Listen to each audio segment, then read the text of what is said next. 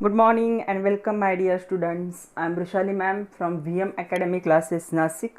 हम देख रहे हैं हमारे 12th साइंस का केमिस्ट्री और हम स्टार्ट करने जा रहे हैं आज से हमारा चैप्टर नंबर 14 बायोमोलिक्यूल्स। वैसे जिन लोगों का 11th में बायोलॉजी था उन लोगों को पता है बायोमोलिक्यूल्स हम बायोलॉजी में भी देख चुके हैं। वहाँ पे हमने सिर्फ बायोमोलिक्यूल्स का इंट्रोडक्शन देखा था, मतलब हमारी बॉडी को क्या ज़रूरत है उसकी इसके बारे में डिस्कशन किया था।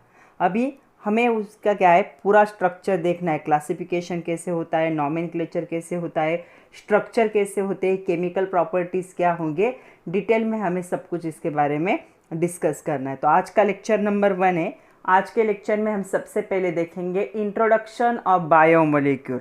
तो इंट्रोडक्शन में हमें थोड़े से कुछ क्वेश्चन डिस्कस करने हैं। Principal molecule of the living world, तो जो लिविंग वर्ल्ड है, जो लिविंग थिंग्स है, उनके लिए कौन से बायोमोलिक्यूल इम्पॉर्टेंट है।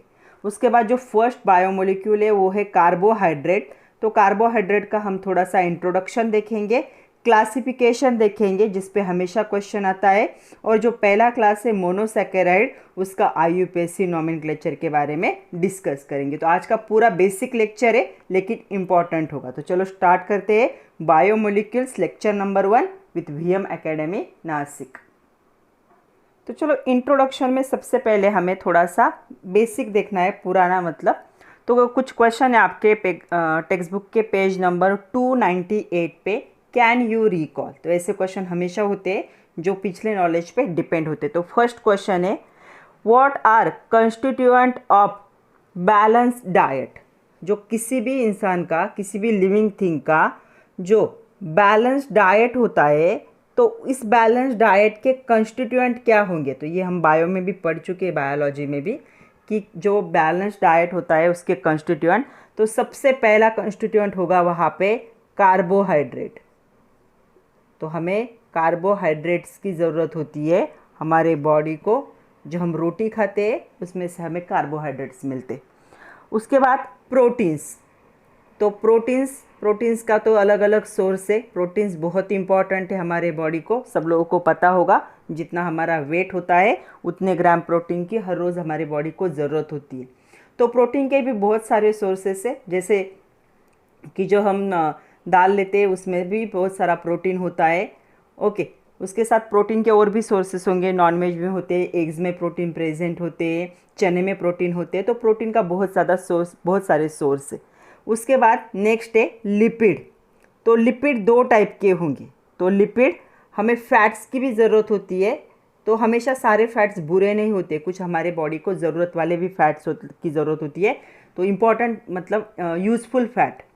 तो ये फैट्स जो है फैट्स के फॉर्म में हो सकते हैं लिपिड, या फिर हमारे बॉडी को ऑयल्स की भी ज़रूरत होती है। तो ऐसा नहीं कि हमारे बॉडी को ऑयल की ज़रूरत नहीं है, ऑयल की भी ज़रूरत पड़ती है। तो लिपिड दो फॉर्म में हो सकता है, फैट्स के फॉर्म में, ऑयल के फॉर्म में। तो इसकी भी हमारे बैलेंस डाइट में इसका इंक्लूड होना ज़रूरी है। उसके बाद आते हैं अलग अलग जो वाइटामिन्स होते। तो वाइटामिन्स की भी हमारे बॉडी को ज़रूरत होती है। फ्रूट्स से हमें बहुत सारे वाइटामिन्स मिल जाते। तो वाइटामिन्स एक इम्पॉर्टेंट सोर्स होगा। उसके बाद आते हैं मिनरल्स। तो मिनरल्स, मोस्टली मिनरल्स हमें फ्रूट से भी मिलते हैं, हमारे खाने से भी मिलते हैं, वाटर से भी मिलते। एंड लास्ट इम्पॉर्टेंट पार्ट होगा वाटर। हमें बहुत ज़्यादा वाटर क्या है ड्रिंक करने की ज़रूरत है, प्लेंटी ऑफ वाटर। तो ये हमारा क्या होगा बैलेंस डाइट। तो हम लिख सकते हैं carbohydrates, protein, lipid, vitamin, mineral and water are the constituent of balance diet. हमारे रोज के खाने में इतनी सारी चीज़ें इंक्लूड होना ज़रूरी है।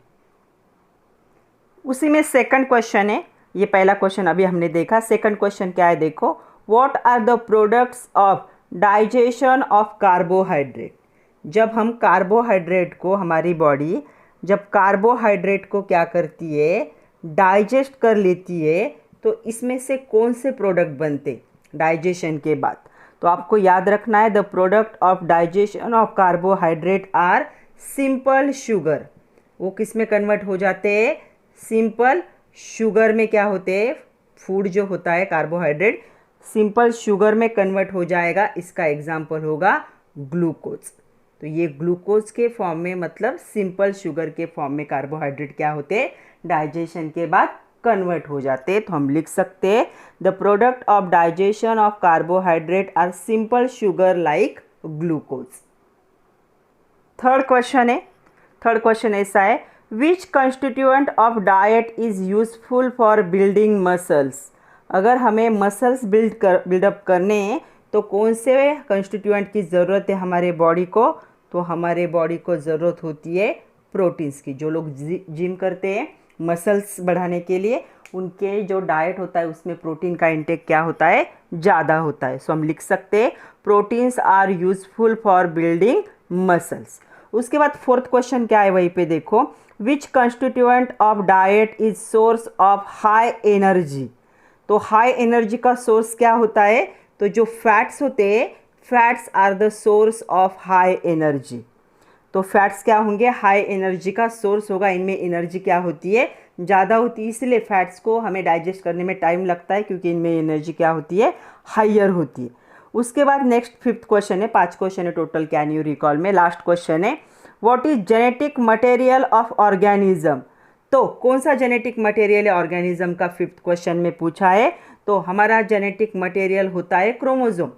तो क्या होगा, जो न्यूक्लिक एसिड होगा, न्यूक्लिक एसिड में ही डीएनए और आरएनए होते हैं, तो nucleic acid are the constituent of genetic material of organism. जितने भी लिविंग ऑर्गेनिज्म है उनके जेनेटिक मटेरियल में क्या प्रेजेंट होता है, न्यूक्लिक एसिड होता है। ये भी क्या है, एक बायोमोलिक्यूल है। तो ये हो गए हमारे 5 questions which is given in the can you recall. तो चलो अभी देखते हैं principal molecules of living world. इस पे भी क्वेश्चन आता है, explain principal molecule of living world and their significance. तो देखो क्या होगा, जो बॉडीज़ होती है लिविंग ऑर्गेनिज्म की, वो क्या करती है, लार्ज नंबर में डिफरेंट टाइप के मोलिक्यूल को क्या करती है, कंस्टिट्यूट करती है। उनके स्ट्रक्चर के साथ क्या करती है, कंस्टिट्यूट करती है। They are also part of the various physiological process. यही मोलिक्यूल, जो डिफरेंट मोलिक्यूल प्रेजेंट होती है किसी भी लिविंग ऑर्गेनिज्म के बॉडी में, वो अलग अलग जो फिजियोलॉजिकल प्रोसेस होते हैं बॉडी के अंदर, उनमें क्या करते हैं, पार्ट लेते। चाहे आपका डाइजेशन हो, फिर आपका ऑस्मोरेगुलेशन हो, कोई भी बॉडी का हो, रेस्पिरेशन हो, ब्लड सर्कुलेशन हो, सारे बॉडी के जो फिजियोलॉजिकल एक्टिविटीज़ होती है, प्रोसेस होते हैं, सब में क्या करते हैं, ये पार्टिसिपेट करते। तो यहाँ पे जो प्राइमरी स्ट्रक्चरल मटेरियल होगा ऑर्गेनिज्म का, वो क्या होता है, 2 मटेरियल होते, एक होता है प्रोटीन, दूसरा होता है सेल्यूलोज। तो protein and cellulose are the primary structural material of organism. MCQ point है ये, तो याद रखना है, ये होंगे। By mean of the unique process of the photosynthesis plant produce the carbohydrates. तो हमें पता है प्लांट क्या करते हैं, एक यूनिक प्रोसेस करते। दुनिया की कोई भी लैब फोटोसिंथेसिस को परफॉर्म नहीं कर सकती। कौन करता है, सिर्फ प्लांट कर सकते। तो प्लांट जो है फोटोसिंथेसिस से क्या कर रहे हैं, एक यूनिक प्रोसेस है, सिर्फ प्लांट कर सकते। तो फोटोसिंथेसिस प्रोसेस से ये क्या करते हैं, ये प्रोड्यूस करते हैं कार्बोहाइड्रेट को। तो ये हम 11th में पढ़ चुके। तो क्या है, कार्बोहाइड्रेट को ये क्या करेंगे, फॉर्म करेंगे। एक यूनिक प्रोसेस है जहाँ से कार्बोहाइड्रेट क्या होते हैं, फॉर्म होते। Plant utilise the mineral absorb by the root to produce the protein. तो क्या करते हैं, कोई भी जब प्लांट होता है तो इसके रूट कहाँ पे होते हैं, सॉइल के अंदर होते हैं। तो सॉइल से ये क्या है, अलग अलग मिनरल को एब्सॉर्ब करते हैं और उनको क्या है, प्रोटीन में कन्वर्ट कर देते। Lipid are the main ingredient of vegetable oil and milk fat. तो लिपिड कहाँ से मिलते हैं, तो लिपिड जो है, एक लिपिड का सोर्स हो सकता है वेजिटेबल ऑयल, जो भी हम वेजिटेबल ऑयल कुकिंग के लिए यूज़ करते हैं सारे में प्रेजेंट होगा लिपिड। उसके साथ साथ जो मिल्क के फैट होते, तो मिल्क के फैट में भी ये क्या होता है, प्रेजेंट होता है। तो मिल्क, सारे मिल्क प्रोडक्ट में फैट प्रेजेंट होगा, वो क्या होंगे, लिपिड्स होंगे, और वेजिटेबल ऑयल में भी वो प्रेजेंट होगा। तो हम एक एक देख रहे हैं अभी। पहला हमने प्रोटीन देखा, स्ट्रक्चरल मटेरियल था। दूसरा हमने देखा सेलुलोज, वो भी स्ट्रक्चरल, प्राइमरी स्ट्रक्चरल मटेरियल था। उसके बाद हमने देखा कार्बोहाइड्रेट कहाँ से मिल रहा था, by the unique process of photosynthesis, जिसे प्लांट परफॉर्म करता है। फिर हमने देखा प्रोटीन जो है क्या करते हैं, प्लांट मिनरल को एब्सॉर्ब करते हैं ज़मीन में से रूट थ्रू, और क्या करते हैं, प्रोटीन को प्रोड्यूस करते हैं। लिपिड कहाँ से मिलेगा, वेजिटेबल ऑयल से और मिल्क फैट से मिलेगा। लास्ट जो है हमारा बायोमोलिक्यूल, वो है न्यूक्लिक एसिड। तो ये न्यूक्लिक एसिड जो है, ये न्यूक्लिक एसिड हमारा क्या है, जेनेटिक मटेरियल, हमारे जीन्स में ये क्या होता है, प्रेजेंट होता है। तो न्यूक्लिक एसिड जेनेटिक मटेरियल होगा सारे ऑर्गेनिज्म का। तो ये क्या है, प्रिंसिपल मोलिक्यूल से किसी भी लिविंग ऑर्गेनिज्म के या लिविंग वर्ल्ड के कौन से protein, cellulose, carbohydrate, lipid, nucleic acid. ये इम्पॉर्टेंट भी है और बेसिक मतलब प्रिंसिपल मोलिक्यूल है, इम्पॉर्टेंट है, प्राइमरी मोलिक्यूल कह सकते हैं इनको हम। तो चलो अभी हमें पूरे चैप्टर में 1 बाय 1 सारे क्या है बायोमोलिक्यूल्स को हमें डिटेल में स्टडी करना है। तो हम सिर्फ केमिस्ट्री के हिसाब से इनको स्टडी करेंगे कि इनका स्ट्रक्चर कैसा होता है, केमिकल प्रॉपर्टीज़ क्या होते हैं, या रिंग स्ट्रक्चर होंगे, चेन स्ट्रक्चर होंगे, कैसे होंगे, बॉन्ड कौन से टाइप के होंगे। तो पहला हम देखेंगे आज कार्बोहाइड्रेट।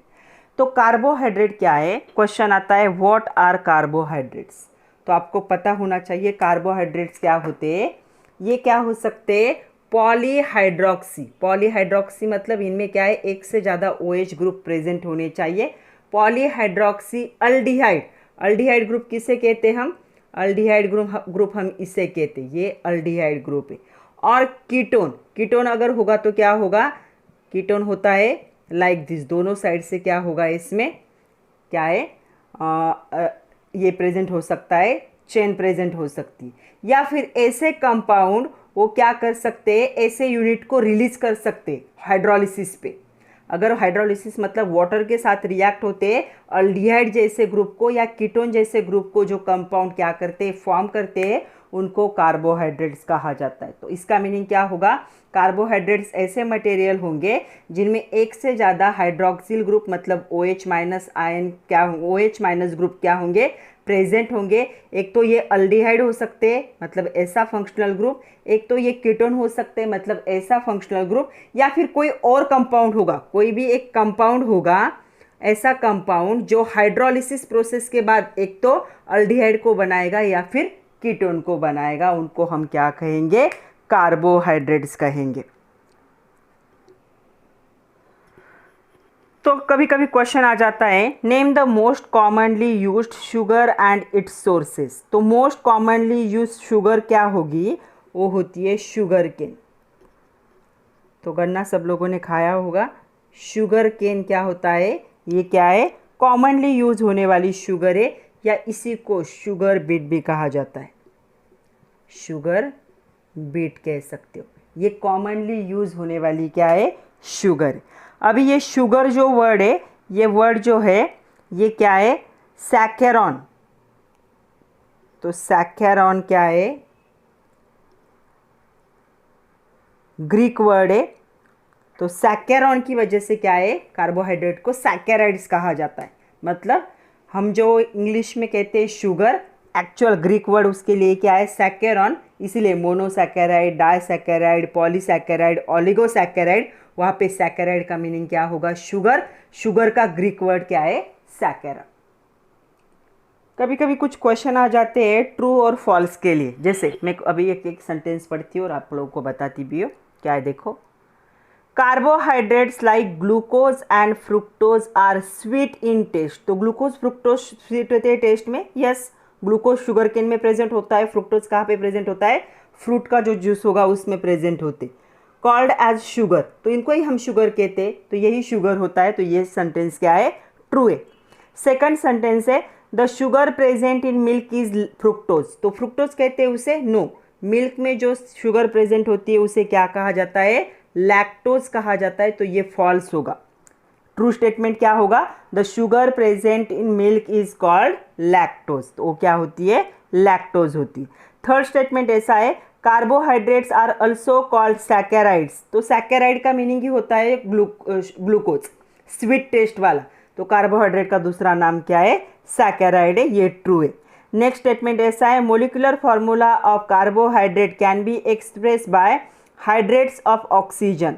तो हाइड्रेट्स ऑफ ऑक्सीजन के फॉर्म में नहीं लिखा जाता ये फॉर्मूला, ये फॉर्मूला लिखा जाता है हाइड्रेट्स ऑफ कार्बन।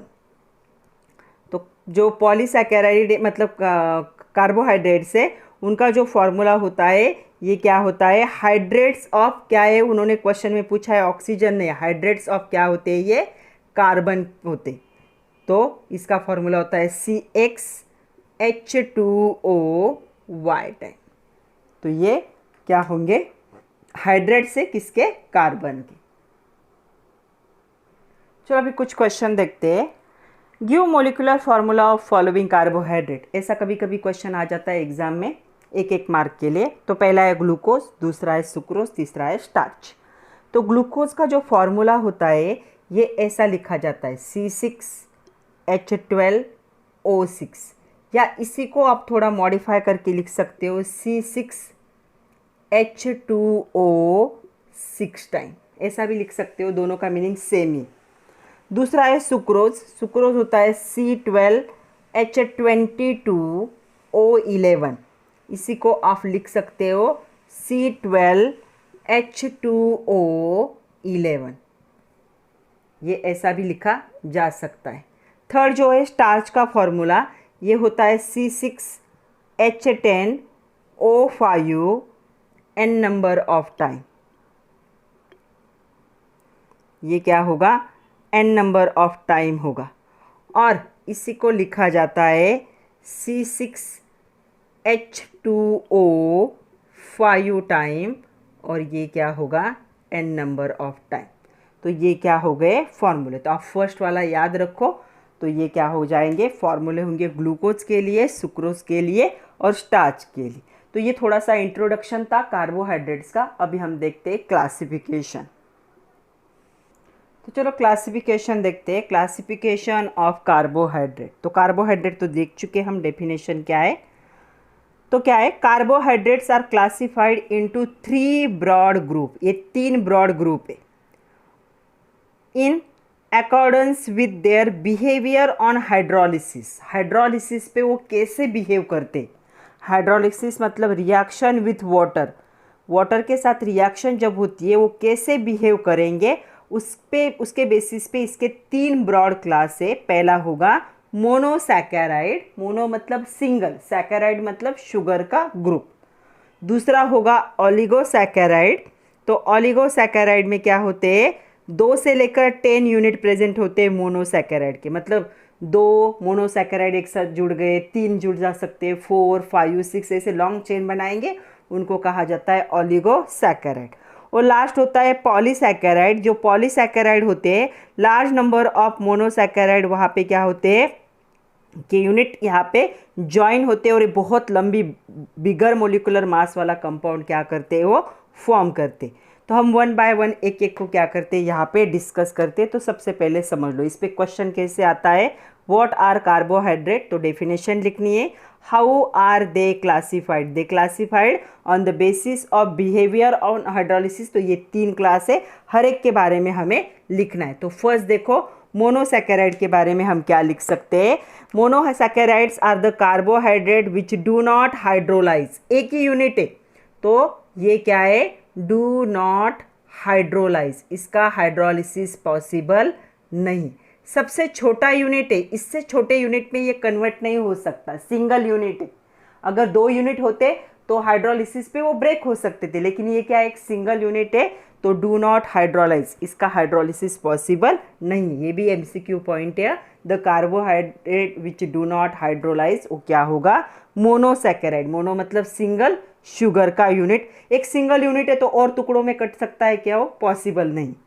तो do not hydrolyse further into smaller unit, तो छोटे यूनिट में ये कन्वर्ट नहीं हो सकता।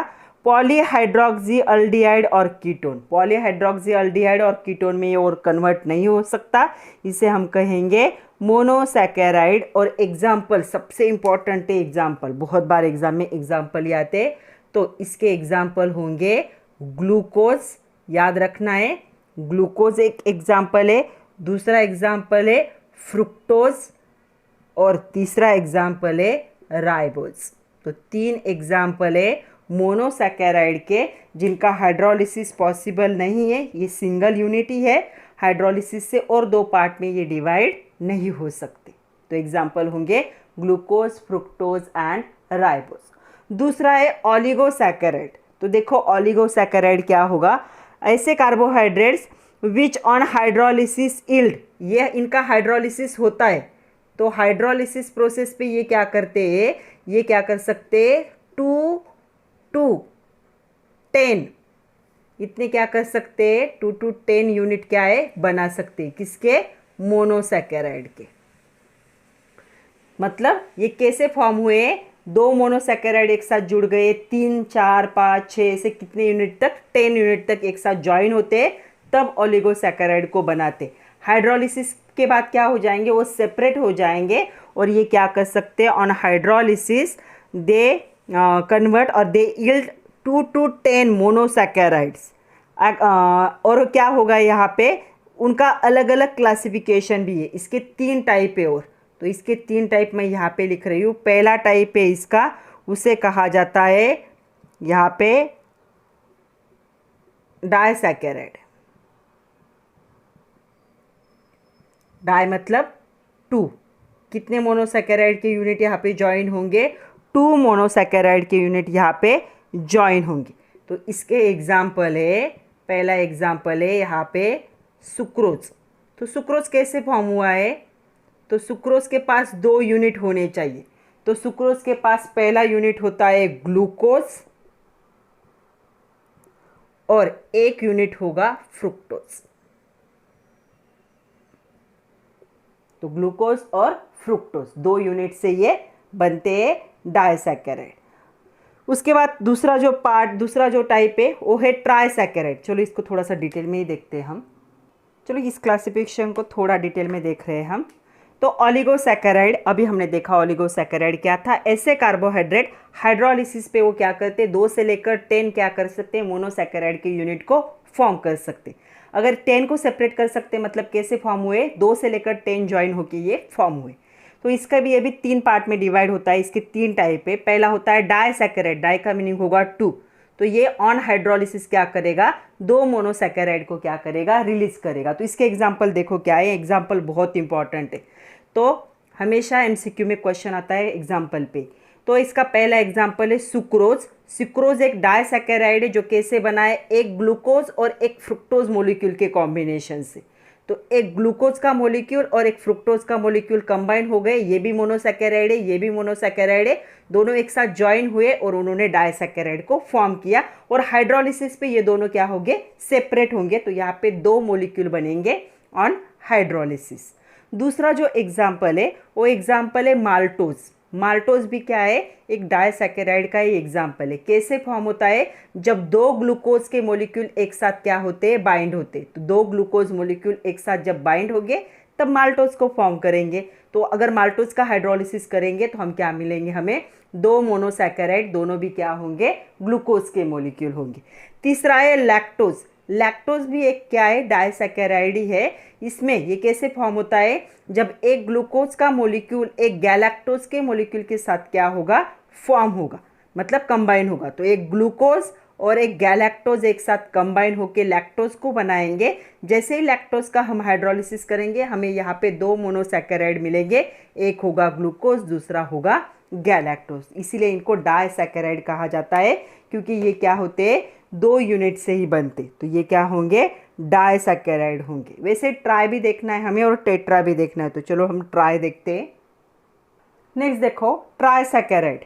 ट्राई मतलब 3, तो हाइड्रोलिसिस पे ट्राइसैकेराइड क्या करेंगे, 3 मोनोसैकेराइड को क्या करेंगे, सेपरेट करेंगे। मतलब देखो ऐसे 3 मोलिक्यूल एक साथ ज्वाइन थे, पानी में आपने डिजोल्व कर दिया तो ऐसे 3 मोलिक्यूल सेपरेट हो गए। ये ट्राइसैकेराइड थी, ये सिंगल यूनिट है, तो मोनोसैकेराइड। ये मैंने सिर्फ एक एग्जाम्पल बताया कि ऐसा हो सकता है। तो इसका जो एग्जाम्पल है बहुत ही पॉपुलर एग्जाम्पल है। तो ट्राइसैकेराइड के बारे में हम क्या लिख सकते हो, देखो पहले yield 3 monosaccharide unit on hydrolysis. Example है रैफिनोज। रैफिनोज कैसे बनता है, रैफिनोज में एक यूनिट ग्लूकोज का होगा, ये मोनोसैकेराइड है, एक यूनिट फ्रुक्टोज का होगा, ये भी मोनोसैकेराइड है, और एक ग्लूकोज, एक क्या होगा, गैलेक्टोज। मतलब ग्लूकोज, फ्रुक्टोज, गैलेक्टोज, ऐसे 3 यूनिट। सपोज ये ग्लूकोज है, उसके साथ फ्रुक्टोज ज्वाइन होगा, उसके साथ गैलेक्टोज, और तीनों मिलके क्या बनाएंगे, ट्राइसैकेराइड को फॉर्म करेंगे। और यही हाइड्रोलिसिस पे सेपरेट हो जाते तो 3 मोनोसैकेराइड क्या हो जाएंगे, यहाँ पे मिल जाएंगे। तो ये है ट्राइसैकेराइड। ट्राई मतलब 3 मोनोसैकेराइड कंबाइन होके बना हुआ मॉलिक्यूल, बना हुआ कार्बोहाइड्रेट, ग्लूकोज फ्रुक्टोज गैलेक्टोज जब ज्वाइन होते हैं तो रैफिनोज बनता है, और रैफिनोज किसका एग्जाम्पल होगा, ट्राइसैकेराइड का एग्जाम्पल होगा। थर्ड टाइप जो है वो है टेट्रासैकेराइड। टेट्रा का मीनिंग क्या होता है, 4। तो यहाँ पे on hydrolysis tetrasaccharide yield 4 monosaccharide unit. तो इसका एग्जाम्पल है, बहुत ही इंपॉर्टेंट एग्जाम्पल है, एक ही एग्जाम्पल है, याद रखना है। इसे कहा जाता है स्टैच्यूज। तो स्टैच्यूज जो होगा ये कैसे बना है, तो इसमें एक ग्लूकोज का मॉलिक्यूल प्रेजेंट होता है, एक फ्रुक्टोज का मॉलिक्यूल प्रेजेंट होता है, और 2 क्या होंगे, गैलेक्टोज। मतलब ऐसे ग्लूकोज, उसके साथ फ्रुक्टोज, फिर एक गैलेक्टोज, फिर एक गैलेक्टोज, तो ऐसे 4 यूनिट। तो ये हो गया टेट्रासैकेराइड। 4 मोनोसैकेराइड एक साथ कंबाइन होंगे तब क्या बनता है, टेट्रासैकेराइड बनता है। ये एग्जाम्पल होगा। और ये उसके सब यूनिट, ये मोनोसैकेराइड है, एक दूसरे के साथ ज्वाइन होंगे। 1 + 1 + 2 क्या होंगे, 4। और यही अगर इसे आप क्या करते हो, इसका हाइड्रोलिसिस करते हो तो हमें क्या मिलते हैं, 4 मोनोसैकेराइड। तो यही 4 मोनोसैकेराइड के यूनिट क्या हो जाएंगे, सेपरेट होंगे। तो ये थर्ड टाइप है ओलिगोसैकेराइड का, जिसे कहा जाता है टेट्रासैकेराइड। टेट्रा मतलब 4। थर्ड जो टाइप है उसे कहा जाता है पॉलीसैकेराइड। पॉली का मीनिंग होता है मेनी। जब बहुत सारे मोनोसैकेराइड एक साथ ज्वाइन होते हैं तब क्या बनता है, पॉलीसैकेराइड बनता है। ऐसे मॉलिक्यूल का जब हम हाइड्रोलिसिस करेंगे, जब उसे डिसॉल्व करेंगे तो लार्ज नंबर ऑफ मोनोसैकेराइड क्या होते हैं, यूनिट क्या होते हैं, सेपरेट। क्योंकि वो बना ही क्या है, लार्ज नंबर ऑफ मोनोसैकेराइड के यूनिट कंबाइन होकर पॉलीसैकेराइड बनाए, तो हाइड्रोलिसिस पे क्या करेगा, उनको सेपरेट कर देगा। एग्जाम्पल बहुत इंपॉर्टेंट है। तो पॉलीसैकेराइड का सबसे पहला एग्जाम्पल है स्टार्च, दूसरा है ग्लाइकोजन, तीसरा है यहाँ पे सेलुलोज। तो ये सारे एग्जाम्पल है पॉलीसैकेराइड के। और मोस्टली पॉलीसैकेराइड कहाँ पे प्रेजेंट होते, प्लांट में प्रेजेंट होते। तो हमने 3 टाइप देखे कार्बोहाइड्रेट्स के। पहला था मोनोसैकेराइड, जिसका हाइड्रोलिसिस पॉसिबल नहीं है। दूसरा हमने देखा ओलिगोसैकेराइड, जिसके 3 टाइप थे। डाइसैकेराइड 2 यूनिट देगा हाइड्रोलिसिस पे, ट्राइसैकेराइड 3 यूनिट देगा हाइड्रोलिसिस पे, टेट्रासैकेराइड क्या करेगा, 4 मोनोसैकेराइड के यूनिट देगा हाइड्रोलिसिस पे। और पॉली जो थर्ड टाइप है पॉलीसैकेराइड क्या करता है, लार्ज नंबर ऑफ मतलब मेनी यूनिट्स क्या होंगे, मोनोसैकेराइड्स के मिलेंगे हाइड्रोलिसिस पे। और सबके जितने भी पॉसिबल एग्जाम्पल थे मैंने सारे आप लोगों को दे दिए। तो आप क्या करो, याद रखो डेफिनेशन और एग्जाम्पल को क्या करो, लर्न करो। ये बहुत इंपॉर्टेंट क्वेश्चन है, हमेशा एग्जाम में आता है।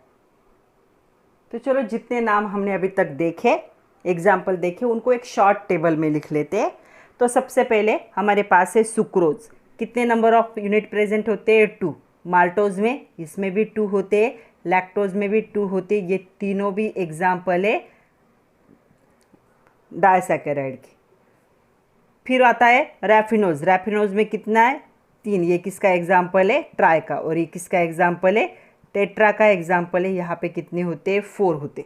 तो अभी नाम भी हमें पता होनी चाहिए। यहाँ पे क्या होता है, 1 ग्लूकोज होता है और 1 क्या होता है, फ्रुक्टोज होता है।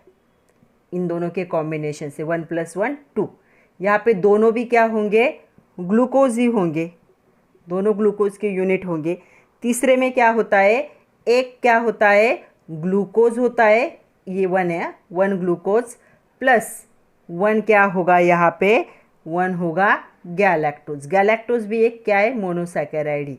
यहाँ पे 3 यूनिट होंगे, एक क्या होगा, ग्लूकोज होगा, एक क्या होगा, फ्रुक्टोज होगा,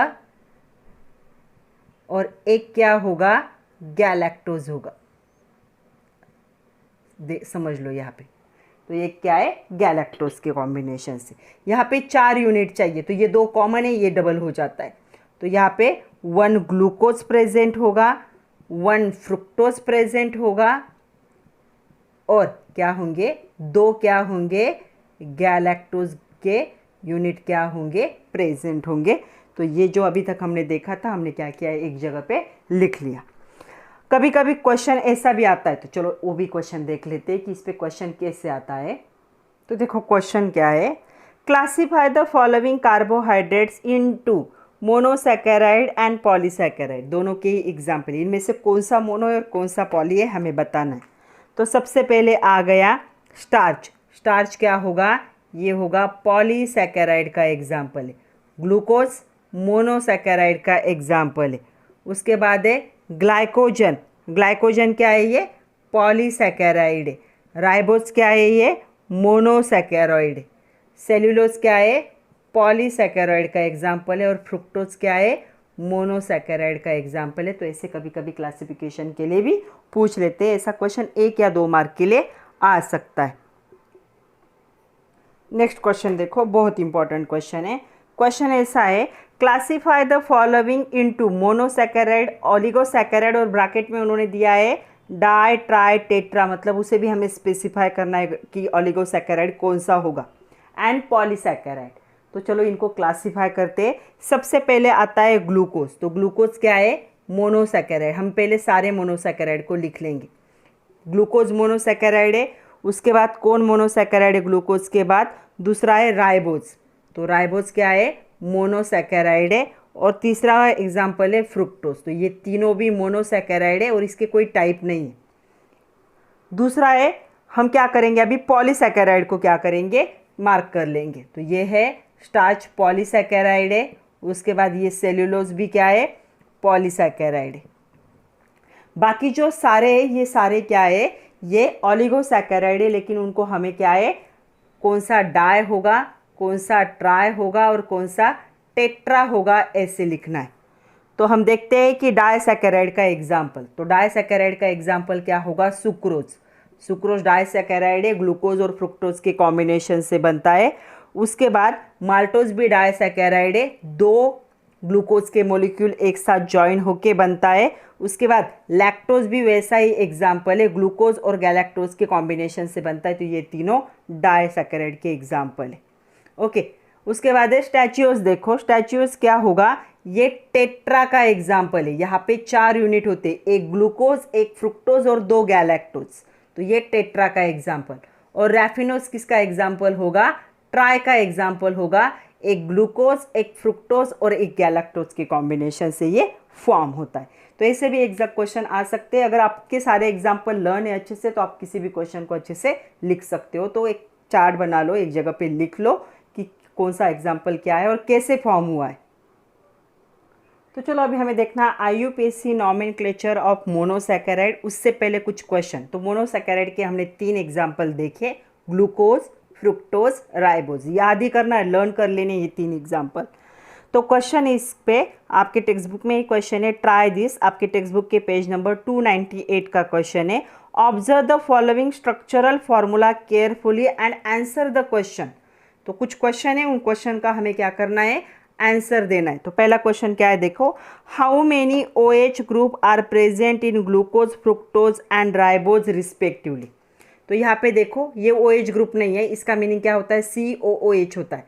मतलब ऐसे होगा, ये ऐसे होगा, ये OH ग्रुप नहीं। तो यहाँ पे कितने, 4 और ये कितने, 5। तो यहाँ पे आएंगे 5 OH ग्रुप। यहाँ पे देखो 1, यहाँ पे ये 3 और ये 1, यहाँ पे भी कितने होंगे, 5। यहाँ पे देखो ये 3 और ये 1, 4। तो कितने OH ग्रुप होंगे यहाँ पे, रिस्पेक्टिवली 5, 5, 4 OH ग्रुप क्या होंगे, प्रेजेंट होंगे। आप स्प्लिट करके भी लिख सकते हो इसे। दूसरा क्वेश्चन है, which other functional group are present in these 3 compound. तो कौन से फंक्शनल ग्रुप प्रेजेंट है OH के अलावा। तो यहाँ पे देखो ये जो ग्रुप प्रेजेंट दिख रहा है मुझे, तो ग्लूकोज में जो ग्रुप प्रेजेंट है वो होता है अल्डिहाइड ग्रुप है।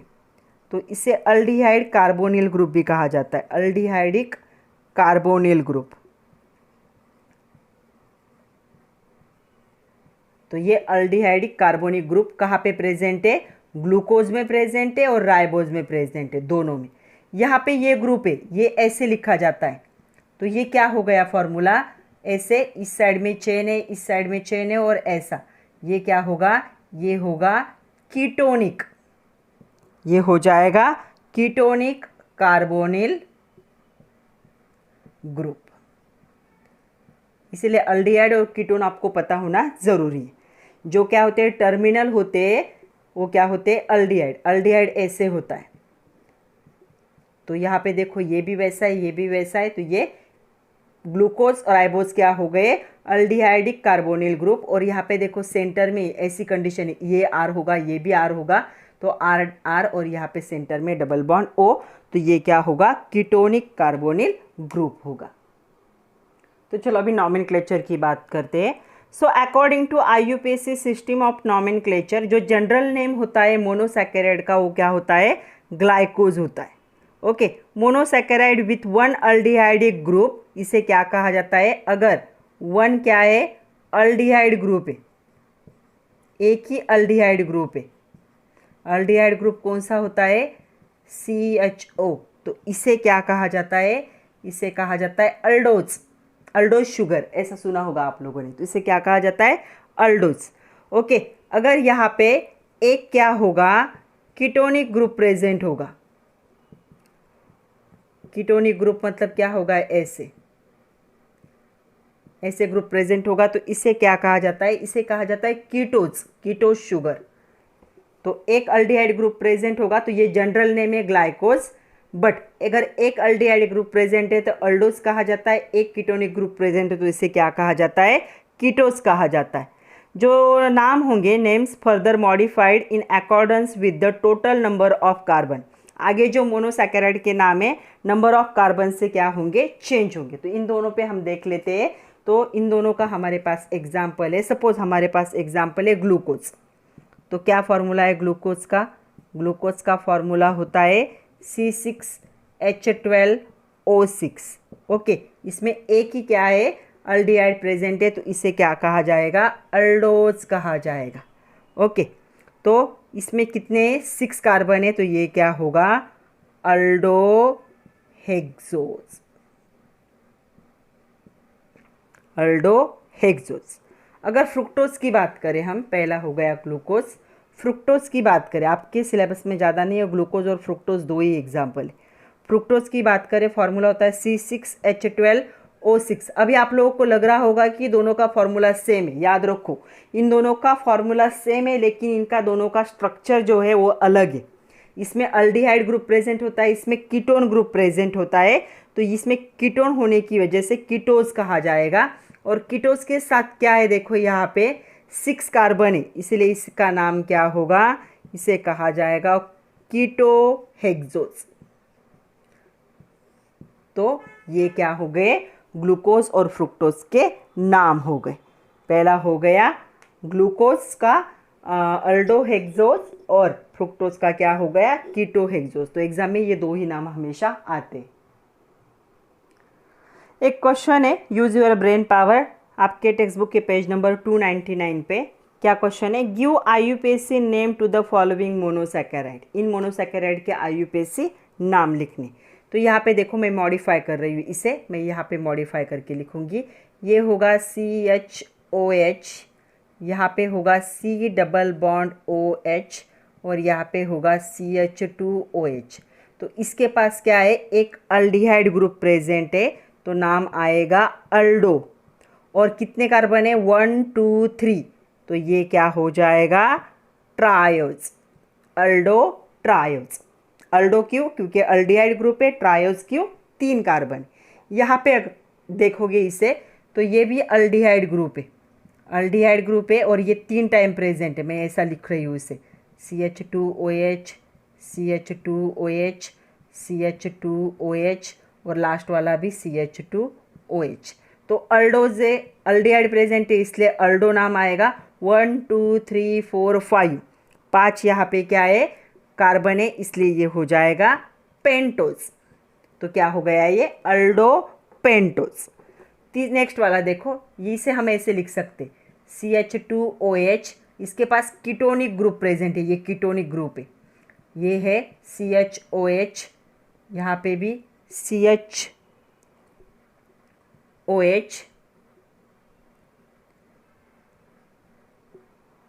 यहाँ पे CH2 नहीं था, हाँ CHOH था, सॉरी यहाँ पे था 2। तो CHOH बॉन्ड अच्छे से देख लो, हो रहे या नहीं। कितने हो गए, 1 2 3 और एक है CHOH और लास्ट वाला है CH2OH। तो ये कीटोनिक ग्रुप है, इसलिए पहले नाम आएगा कीटो। 1 2 3 4 5 6 7, 7 को हम क्या कहते हैं, हेप्टा कहते हैं। तो ये हो जाएगा हेप्टोस। तो कीटो हेप्टोस, इसका नाम क्या होगा, कीटो हेप्टोस। तो नॉमेनक्लेचर इजी है, अल्डिहाइड ग्रुप आएगा तो अल्डो, जितने कार्बन होंगे वो नंबर ट्राई और लास्ट में OSC लगाना है। ओके, अगर कीटोनिक ग्रुप प्रेजेंट है तो कीटो, कितने कार्बन की चेन है उसका नाम, अगर हेक्सा है 6 तो हेक्सा, 7 है तो हेप्टा, 8 है तो ऑक्टा, 5 है तो पेंटा और पेंट, और लास्ट में क्या लगाना है, OSE। तो ऐसे क्या होता है IUPAC नॉमेनक्लेचर। तो आपको थोड़े ही याद रखने हैं, ग्लूकोज फ्रुक्टोज का याद रखो। तो आज के लिए इतना ही था। नेक्स्ट जो हमारा लेक्चर होगा उसमें हम देखेंगे ग्लूकोज को डिटेल में। तो ग्लूकोज का हमें डिटेल देखना है कि प्रिपरेशन कैसे होता है, रिएक्शंस कैसे होते हैं, रिंग स्ट्रक्चर कैसे होगा, उसके केमिकल प्रॉपर्टीज़ क्या होंगे। तब तक के लिए आप अच्छे से पढ़िए। All the best and thank you very much my dear students.